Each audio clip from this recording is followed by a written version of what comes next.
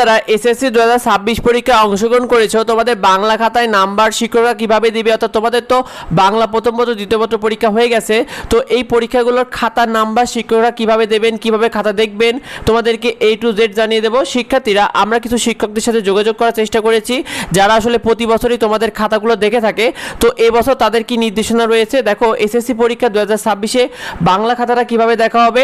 বাংলা প্রথম পত্র তোমাদের যে সৃজনশীল খাতা, তোমরা যারা ভালো লিখেছো সৃজনশীল অংশে তারা 10-এ 10ই পাবে। তোমরা ঠিকই শুনেছো, যারা ভালো লিখেছো, যে প্রশ্ন উত্তরটা যেভাবে চেয়েছে সেটা সেভাবে উত্তর দিতে পেরেছো, তারা সেই সৃজনশীলগুলোতে 10-এ 10ই পাবে।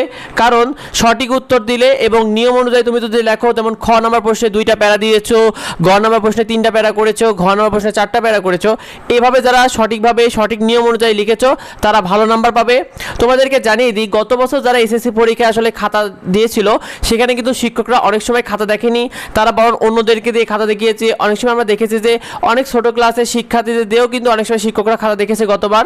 তো এই বিষয়টা কিন্তু ঘটেছিল, যার কারণে দেখা গিয়েছে যে অনেক ভালো লিখেও কিন্তু কম নাম্বার পেয়েছিল, অর্থাৎ অনেক শিক্ষার্থী ভালো লিখেছিল কিন্তু অন্যান্য শিক্ষক বাদে অন্যরা মূল্যায়ন করার কারণে কিন্তু অনেকে কম নাম্বার পেয়েছিল।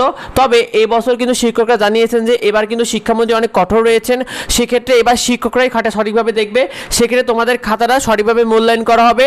সেক্ষেত্রে তোমরা যারা ভালো লিখেছো এটা তোমাদের জন্য অনেক বড় একটা সুখবর, কারণ তোমাদের খাতাগুলো অন্তত সঠিকভাবে মূল্যায়ন করা হবে এবার।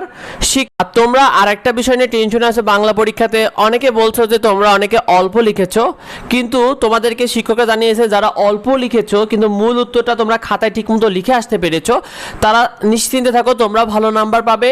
আর তোমাদেরকে জানিয়ে দিই, শিক্ষকরা কিন্তু পাবে শুধুমাত্র তোমাদের বাংলা প্রথম পত্রের 70 নম্বরের যে লিখিত অংশ রয়েছে এটা পাবে, এবং বাংলা দ্বিতীয় পত্রের যে 70 নম্বরের লিখিত অংশটা দিয়েছো এই খাতাটাই আসলে শিক্ষকরা পাবে। আর এমসিকিউ যে খাতাটা সেটা আসলে বোর্ড কম্পিউটারের মাধ্যমে মেলানো হবে। শিক্ষার্থীরা, তোমাদের কাছে একটা পরামর্শ রইল, তোমরা যেন যদি কমনও না পাও বা ঠিকমতো না পারো, তাহলে অন্তত বানিয়ে লেখার চেষ্টা করো। এর জন্য প্রতিটা পার্টই এখন থেকে সঠিকভাবে পড়ার চেষ্টা করো, যাতে প্রশ্ন কমন না পারলেও যাতে বানিয়ে লিখতে পারলো কিছুটা যেন কাছাকাছি লিখে আসতে পারো, যাতে শিক্ষকরা তোমাদের একটা ভালো নাম্বার দিতে পারে। তো এই বিষয়টা অনেকে জানা যায়, বিশেষ করে ভিডিওটা বন্ধুদের মধ্যে শেয়ার করে দাও যাতে অন্যরা জানতে পারে।